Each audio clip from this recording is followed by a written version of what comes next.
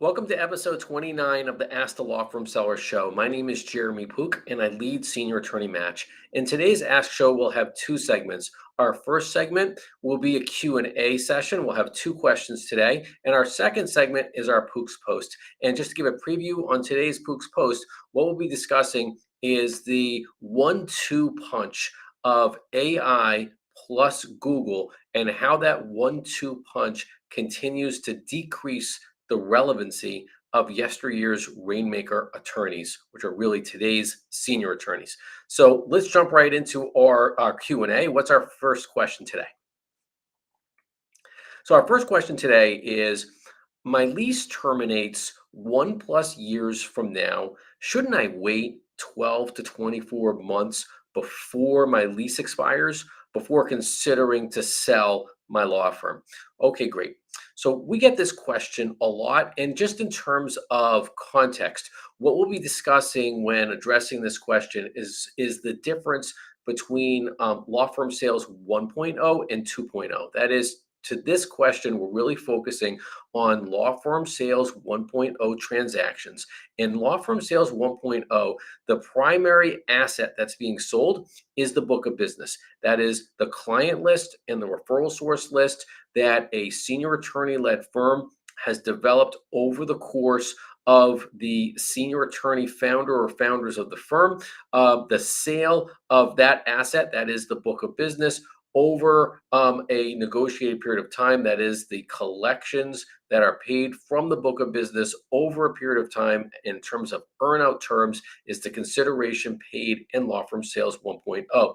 Just to contrast that with law firm sales 2.0, in law firm sales 2.0, the sale price consists of both the book of business in terms of earnouts that are paid out over time, plus fixed prices that are paid at a closing table based upon the digital value and brand equity that law firms that continue developing that digital value and brand equity, here we are in the mid-2020s, in the mid-2020s, heading to 2030, is going to be law firm sales 2.0. For the purposes of this question, we're going to focus on law firm sales 1.0.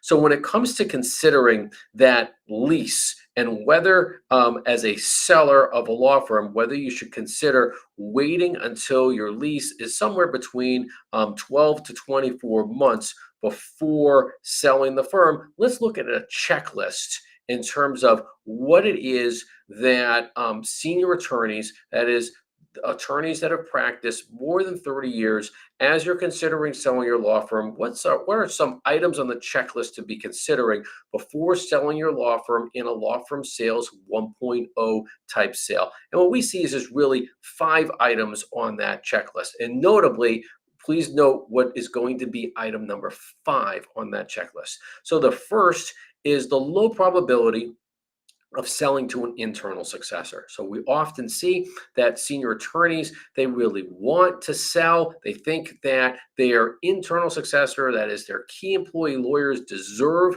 to succeed to purchasing and leading their law firms. But what we see in the marketplace is a low probability of selling to an internal successor because most internal successors are really key employee lawyers. They want and need a reliable, predictable, and safe job, and not succeed to purchasing their boss's law firm. The second item on the checklist is the recognition of the arrival of growth by acquisition. It's here. Growing law firms in particular recognize that if they want to grow, a great way to grow their books of business, to grow their practices, is to acquire a senior attorney-led firm because of the instant client growth that growth by acquisition presents. Third item on the checklist is a personal item, right? That is the need to spend more time outside of the office. There were so many lessons that we learned in COVID from a personal standpoint. And one of them that we consistently see in terms of law firm sales is just how precious time is, right? You can't get back time. You can't buy health and you can't buy time. And that need to spend more time outside of the office is absolutely on that checklist of what to consider when considering when is the right time to sell your law firm. The fourth item on the checklist is whether your firm is generating as much new business as Yester-Year. Getting back to COVID in 2020 in particular, 2020, that key word that comes out of 2020 in terms of businesses is pivot, right? Society pivoted. We had so many pivots in 2020, and in the legal industry, the pivot to digital marketing. Digital marketing has arrived to the legal industry, and it continues to disrupt law firms and law in the legal industry. And for those lawyers, senior attorneys in particular, and we'll talk about this more in the context of when to consider selling your law firm. But if you're not generating as much business as Yester-Year because you're not investing in and generating clients digitally, now is the time to sell. And then that fifth reason for considering to sell your law firm is the upcoming lease renewal. We can't emphasize this more, that the lease renewal, even if it is 2-3 years out, if the right deal is in front of you, we consider the lease as a deal term, and we'll explain that more over the course of addressing this question. So now let's look at the book of business, right? We talked about Law Firm Sales 1.0. The key component of Law Firm Sales 1.0 and the consideration that's paid as that earnout, that is the collections derived from the book of business paid over a negotiated period of time. Well, that key asset in Law Firm Sales 1.0 is the book of business. So how did today's senior attorneys, Yester-Year's Rainmaker attorneys, how did they primarily develop that book of business? They did it pre-Google, and they did it the old way. They did it with networking by handing out hundreds, sometimes even thousands of business cards over the course of a year, let alone how many thousands of business cards given out over the course of a career, by conducting CLEs and other seminars over the course of their careers to make sure that people in their community, in their states, in their regions knew that they were the thought leaders in a particular area or areas of their practice. Event sponsorship, right? Who didn't go to a charity event, see that the book at the table where you sit down, look through that book? Oh, I see that such and such law firm has a full page ad in the ad book. Wow, they must be successful. We should contact them. They support the charity. They've taken out a one-page ad in the ad book. We should give them a call. And then, of course, traditional advertising that predates digital marketing, yellow pages, white pages, TV, and radio. But here's the but, is that here we are in the mid-2020s. And for senior attorneys whose primary asset is their book of business, well, let's just look at where business development is in the legal industry today. Here we are in the mid-2020s, heading towards 2030. We consider business development in terms of windmills, right? That is windmills that are generating energy. And what is the energy source for all law firms? The energy source for all law firms is clients. And there's really 6 windmills in today's marketplace that are generating the energy source for law firms. And those 6 windmills consist of, first and foremost, Google, right? Clients go to Google. They're searching for law firms on Google. We are often calling Google America's greatest rainmaker and America's greatest referral source for lawyers. More and more is artificial intelligence, right? That is that we are now going to ChatGPT and other LLMs, and we're looking and asking for the advice of AI for what type of law firm, which lawyers are best suited for my needs, which are A, B, C, D, E, F, and G. Next is social media, right? We're looking for social proof of lawyers and law firms. What are they saying? What are others saying about them? What are they publishing? Are they publishing on LinkedIn, Facebook, Instagram, and more? And of course, the website, right? If you don't have a fresh, new website, when I say new, I mean that is that content. You don't just have content from an article from 2014. We want to see regularly updated content. Clients today, would-be clients today, they want to be seeing hundreds, at least tens, but certainly hundreds is ideal, if not 1,000 plus Google 5-star Google reviews, right? We look at 5-star Google reviews in everything in our lives today. And clients expect to see 5-star Google reviews on their lawyers' websites as well. And then next is audio and video. We want to hear that as clients, prospective clients. They want to hear from their lawyers, watch their lawyers in advance of even speaking with them by listening to their podcast, watching their YouTube videos, watching them on a webinar. And then last but not least is old school, right? Is word of mouth marketing. Those windmills, those 6 windmills now only consist of one of those windmills being that old school. And in terms of how that is impacting revenues for today's senior attorneys, it is important to now understand the why behind what if your revenues are actually going down year over year. And we're seeing this among senior attorneys. Those senior attorneys that are not adopting multi-channel digital marketing and continue to rely upon word of mouth, which has now become one of those 6 windmills in terms of generating clients for law firms here in the mid 2020s and heading towards 2030. If you are only relying upon word of mouth and staying in your status quo, what we continue to see is that your revenues will go down because you're not generating as much business. And now let's look at the impact that that has on law firm sales itself. If your revenues are going down because you're not generating as much in terms of clients for your law firms, then the earnout price that will be paid for your law practice will be less. If your book of business does not replenish as much as Yester-Year, then you are offering less clients, less referral sources to a purchaser of your firm. Hence, the consideration paid in terms of that earnout will be less as well. And just in terms of that question that was asked to us is, okay, should I wait until my lease is within 12 to 24 months of the lease terminating? Well, here we're showing is that if your revenues are decreasing, if your book of business is not replenishing as much as it did in the pre-Google, what we call the word of mouth era, then you should absolutely not be waiting for your for your lease to expire before considering to sell your law firm. And then just to point out 2 other items.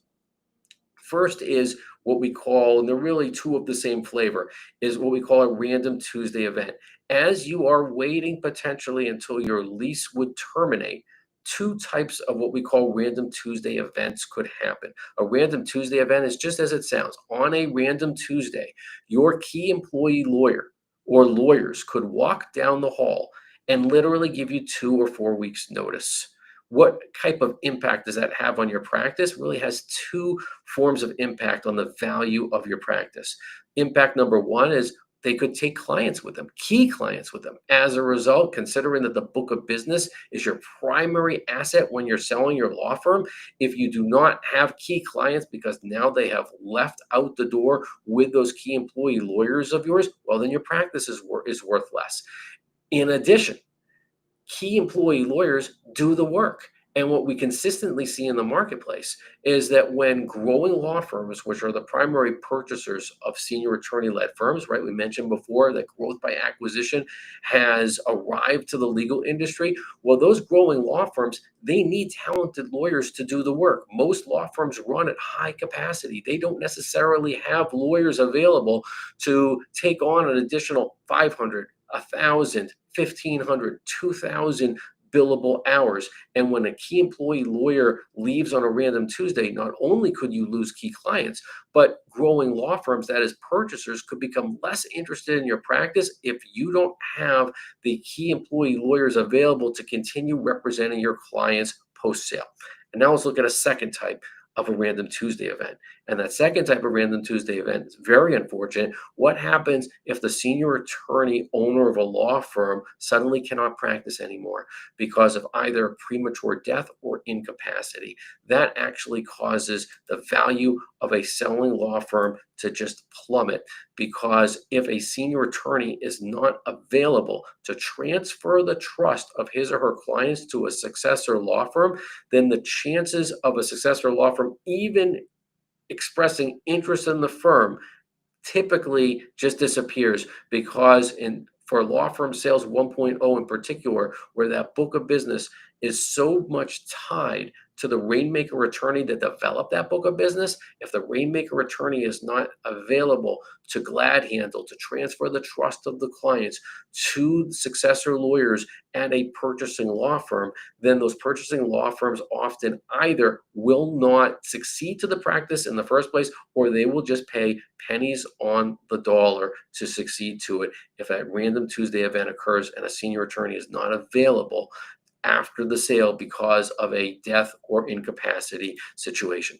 So in terms of who does want to purchase a senior attorney-led law firm, as we mentioned before, it is a growing law firm. Growing law firms, they want and need three resources to boost their growth. They need the book of business that senior attorneys have developed over the course of their careers. They need that experienced workforce that you have, those key employee lawyers of yours that they don't want to purchase your practice, but growing law firms want and need them. And growing law firms today, they want and need the subject matter knowledge that senior attorneys and additional attorneys have developed in their firms to convert that subject matter knowledge into digital content for the multi-channel digital marketing that they continuously need to be pumping out in today's marketplace to attract the attention of would-be clients to their firms. And growing law firms, in consideration for that in Law Firm Sales 1.0, will pay earnout terms. And when it comes to the lease becomes a deal term. So if we can just look back at that checklist, as we're considering the checklist of when is the right time to sell your law firm, and we put the upcoming lease renewal as last because growth by acquisition has arrived to the legal industry. And when a growing law firm expresses interest in a senior attorney-led firm, because that senior attorney-led firm has clients, they present instant client growth, they have key employee lawyers and para staff that presents an experienced workforce to them, and they have that subject matter knowledge to convert to digital content, the lease becomes part of the negotiations. And we really recommend that because of the what ifs that could happen before that lease is going to terminate, that if you're considering selling your law firm, even if your lease may not terminate for more than 1 year out, we recommend that you really consider pursuing that sale, and please consider your lease as a deal term to negotiate with a growing law firm that wants and needs what you have. Okay, so for our second question today, our second question is, I lead a trust and estates law firm that has prepared 500 plus estate plans. What are my options? Okay, great. So when it comes to trust and estates law firms, and here the questioner presents that their firm has written over 500 estate plans, what are their options? So first is, let's just address, what is it that you have? Okay, before we can get into your options, let's figure out what it is that you have. Let's start, and we recommend that you start with the revenues. Okay, we want to look at what are the revenues of the firm. So this is an estate planning practice. We recommend that you look at your top 4 revenue generators in the firm. Presumably that deals with drafting of plans, amending plans, probating estates, and administering trusts, and then related revenues that come out of that. That could be real estate. Sometimes there's corporate. Sometimes there's probate litigation. But here we just want to point out from the outset that when you're as a trust and estates firm, and if you've written those 500 estate plans, you should, at this point in your career, if you're a senior attorney and you've practiced more than 30 years, then, and I'll just preface this by saying, let your clients live forever. But unfortunately, clients do pass away. And if you've written that many estate plans, it's important to be tracking, is your probate and trust administration work, are the revenues in that area, are they increasing year after year? One would think that they should be, and we'll talk about in a few minutes about what happens if they're not.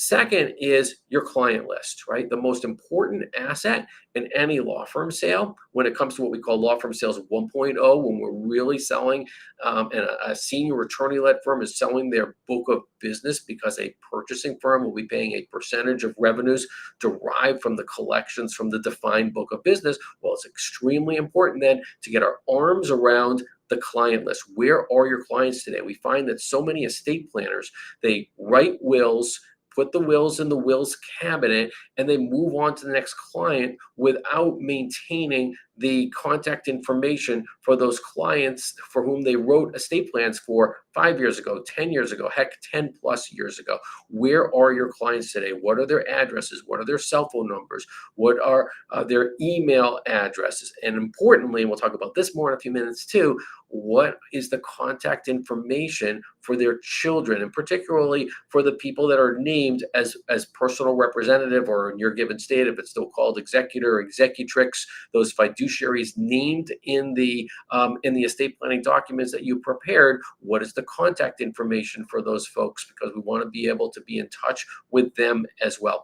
And then your wills cabinet itself, right? Every once in a while, we're recommending, and certainly if you're considering your options for selling your trust and estates firm, how many wills do you have?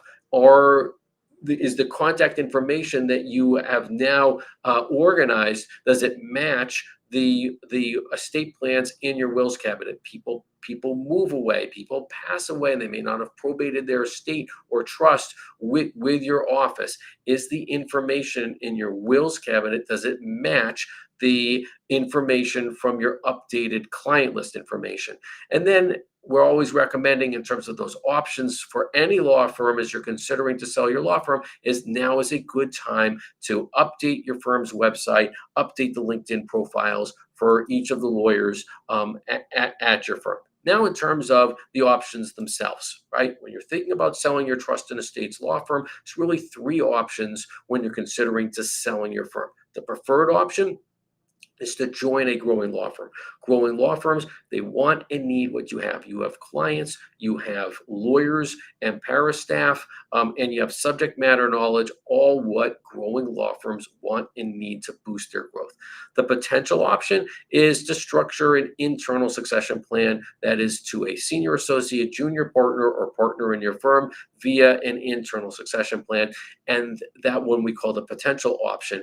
And then the risky option is to maintain your status quo, just by assuming that today is going to be like yesterday and that tomorrow is going to be like today. Well, it's risky, because what happens if it's not different? What happens if you're not generating as many new clients this year as you did last year, and next year you don't generate as many new clients? Well, your practice could be worth less as a result. What happens if a random Tuesday event occurs? Key employee lawyer leaves your practice. God forbid the founder of the firm passes away or becomes incapacitated. But let's look first, or next really, at that potential option. When it comes to structuring an internal succession plan, and as an estate planning law firm is considering their options for selling their law firms, we really want to point out why there are four false expectations for why your internal successors, they really just don't want to purchase your law firm. They can't afford to either. Typically, what we see is that key employee lawyers, they only want a job. You hired them as key employee lawyers when you were growing your law practice, and they still only want a job. Really, just to drill down on that more, they want a reliable, predictable, and safe job. Second is that they went to law school and not to business school. We find consistently in the marketplace is that your internal successors, your key employee lawyers, they do not want to purchase their boss's small business law firm. Next is they just can't afford to purchase your law practice. They have all types of expenses going on in their lives, from their own mortgages, their own student debt, to saving for their children's education, saving for their own retirement, saving for a second home, paying the regular and ordinary expenses in a given month. Often it is just a bridge too far for an internal successor to become just that, to succeed to purchasing their boss's practice, where they really just want to stay as key employees at a law firm.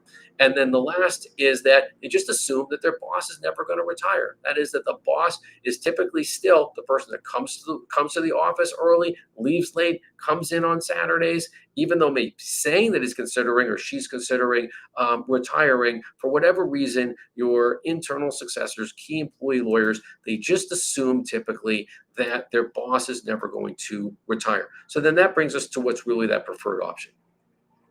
And that preferred option is a growing law firm. And so, as we mentioned before, growing law firms, what is it that they want and need? They want and need new clients and experienced workforce, and they want that subject matter knowledge that attorneys at law firms, and here a trust and estates law firm, has developed over the course of a career. They need to convert that in today's marketplace to digital content. And literally, senior attorney-led firms are sitting on treasure chests of digital content to convert to treasure chests of subject matter knowledge to convert to digital content.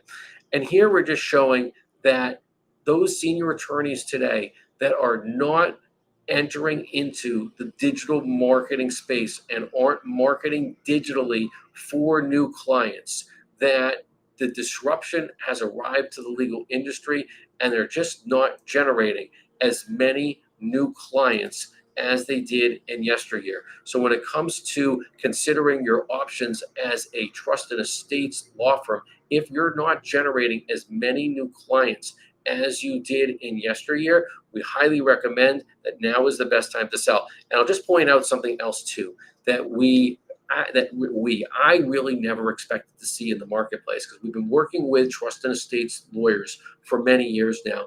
And what we always saw as the opportunity for trust and estates lawyers when it comes to the value of their practices on a going forward basis is literally what's known as the bluebacks of a given estate plan. That is that I don't know who came up with this, but somebody smart did, where on the back of an original will or on the back of a trust is a blue piece of paper that will have, it doesn't have to be blue, but this is what we're often seeing, and it has the contact information for the law firm, the lawyer who wrote the estate plan. The presumption being that when the couple, or when the first to pass away of a couple, or a single person passes away, that the family that then looks at that will see that blue back on the back of the estate plan and say, oh, we should contact that law firm. They wrote mom or dad's will, or my spouse's will, and let's contact that firm to probate the estate or administer the trust. But now that digital disruption has entered into the legal industry,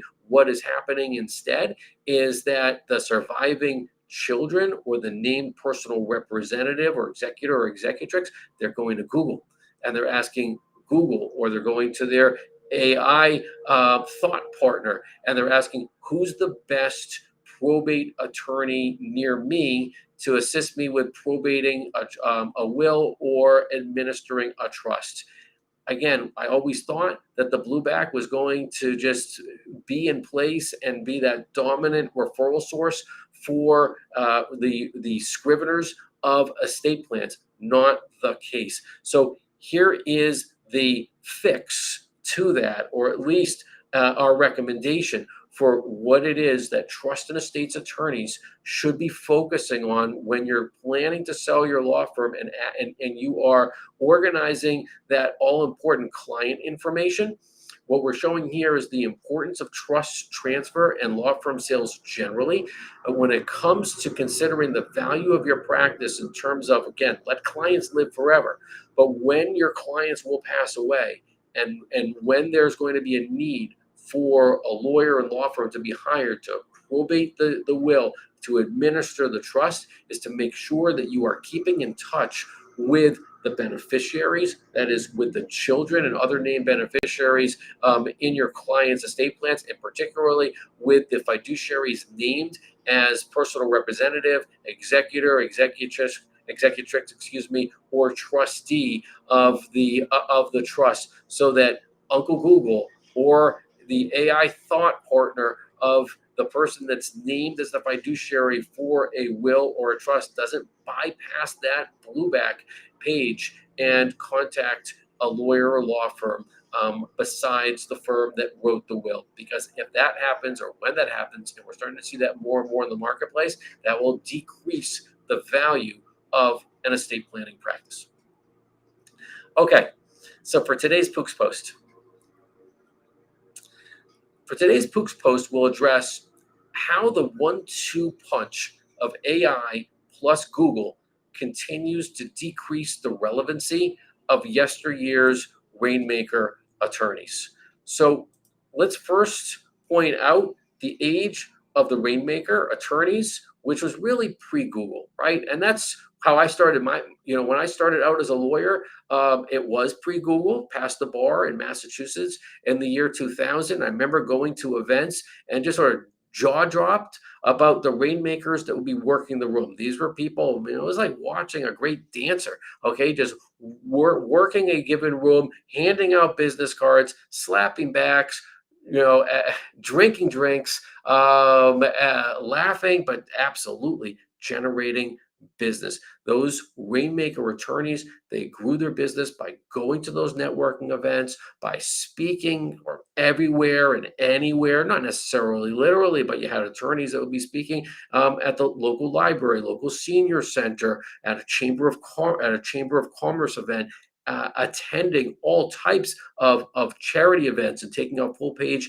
ads and ad books, placing ads in white pages, yellow pages, legal directories, being on the radio, being on TV. This is all, of course, pre-internet.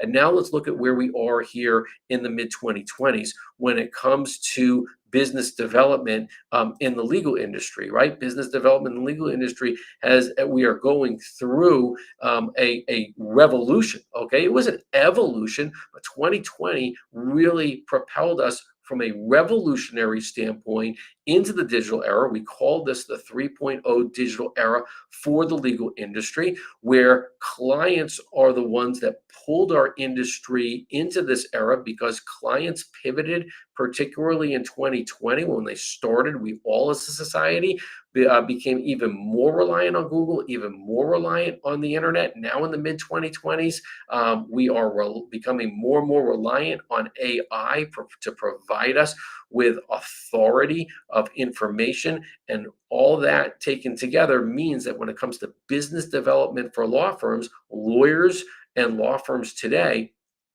need to have advertising and drawing the attention of would-be clients via Google. And they are entering into and generating authority on AI LLMs. They are publishing to multiple channels of social media. Their websites are being regularly updated, and lawyers and law firms are publishing on a regular basis podcasts, YouTube videos, webinars, and then yes, there is old school networking that continues to happen. What we're seeing as a result is the rise of digital rainmakers as compared to old school pre-Google rainmakers, or really what we call that we are now in the age of the vanishing rainmaker. Right? That is in the age of the vanishing rainmaker from a then versus now standpoint. Then Rainmaker attorneys, those attorneys that I referenced before when I first passed the bar, they would be handing out their cards. People would be asking, who do you know? Oh, let me recommend to you such and such attorney. You have to meet with her because she's the go-to when it comes to fill in the blank practice area. Well, in the age of the vanishing rainmaker, today's clients just totally bypass yesteryear's rainmakers, and they go to Uncle Google and they go to their AI thought partner and they ask, who is the best fill in the blank attorney near me? Said differently, we are now in an age of digital disruption in the legal industry, where just as digital disrupted other industries, and of course, the viewers will have different examples that come to mind, but just to rattle off 3 quick examples that we can all relate to is Amazon to Sears, is Uber to taxi cab medallions, and Netflix to Blockbuster. Well, in the legal industry now, as Google and AI are both disrupting yesteryear's rainmakers, the vanishing rainmakers. And in terms of that 1-2 punch, that is a heavy blow to rainmaker attorneys because they're just becoming less relevant in today's 3.0 digital era for the legal industry. And now let's look at that from the standpoint of the sales of law firms.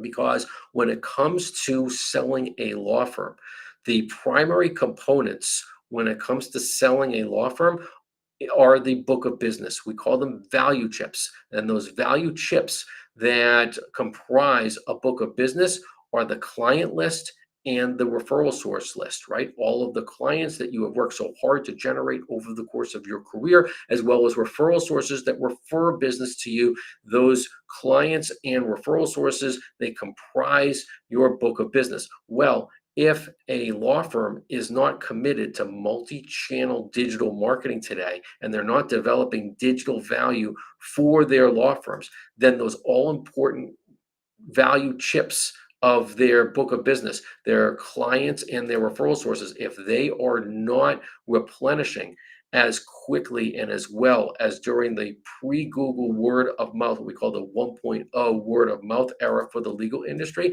then their law firms are going to become less valuable. So let's look at that from the standpoint of law firm sales 1.0. And law firm sales 1.0, where the book of business is the primary asset of what senior attorney-led firms are selling. Well, if your primary asset, your book of business, is not replenishing as much as it did in yesteryear, then your practice over time is going to be worth less. That's not worthless. It's going to be worth less. And then the question is, worth less to whom? So let's look at who is the primary purchaser of senior attorney-led firms, and those are growing law firms. And growing law firms, they really need three value areas that they want to boost the growth to at any given time. First and foremost, of course, it's clients, right? That is the energy source of all law firms is clients, right? So even if your book of business is decreasing, growing law firms still want and need senior attorney-led firms that present a book of business. The second resource that growing law firms want and need is an experienced workforce. So even if your book of business is not as strong as it was pre-Google, but you have, I should say differently, and you have key employee lawyers, key para staff, that they know the law, they know the clients, they can, from when it comes to the lawyers, they can put up significant billable hours, represent clients in flat fee and contingency type cases. That is tremendously valuable to growing law firms as well. And then thirdly, growing law firms, what do they want and need in today's 3.0 digital era? Is they need more digital content. How is it that senior attorneys add value to that as well? Senior attorney-led firms are literally sitting on treasure chests of subject matter knowledge that today's growing law firms want and need to convert to digital content, to publish to LinkedIn, to Facebook, for e-newsletters, for podcasts, for videos, webinars, and even more as we continue to expand, into this digital era. AI, of course, AI is going to be looking for authority, and when senior attorneys come over with their bios, with their subject matter knowledge, it adds to the AI authority that more and more growing law firms are going to need and crave as the 2020s continue and as we head towards 2030. But it's very significant to point out in terms of this 1-2 punch of AI plus Google and the decreasing relevancy of yesteryear's Rainmaker attorneys is that at some point there's a point of no return. That is that if your book of business continues to decrease, that is the primary value of your law firm. And if a growing law firm can generate new cases for less, let's call it money, less consideration, their case acquisition cost is less by publishing to multi-channel digital platforms for generating clients, then they very well may not need a senior attorney-led firm's book of business if it doesn't offer as much value to those firms, because if they can generate it for less money than what Law Firm Sales 1.0 calls for, which is fee sharing on the book of business over a negotiated period of time. And we have started to see that in the marketplace. Some buyers are saying, no thanks. We can generate the clients ourselves for less money than the fee sharing via Law Firm Sales 1.0. And the message to senior attorneys in particular who are not going to, in reality, spend as they probably should in terms of multi-channel digital marketing, that 1-2 punch of AI plus Google, that digital disruption is what we're really talking about. If that digital disruption is impacting your law firm and you're not generating as many new clients as you did in yesteryear, we strongly believe that Law Firm Sales 1.0 will come to an end at some point. Whether that's going to be in the 2020s is left to be seen. Certainly, I think it's going to be in the 2030s, because when law firms can generate new clients for less money than the fee sharing presented by Law Firm Sales 1.0, they're just not going to need senior attorney-led firms' books of business as much as they do now. Hence why we strongly recommend for those law firms that are committed to word of mouth as compared to today's digital era for generating clients digitally, that now is the right time to consider selling your law firm. And that is episode 29 of the Ask the Law Firm Seller Show.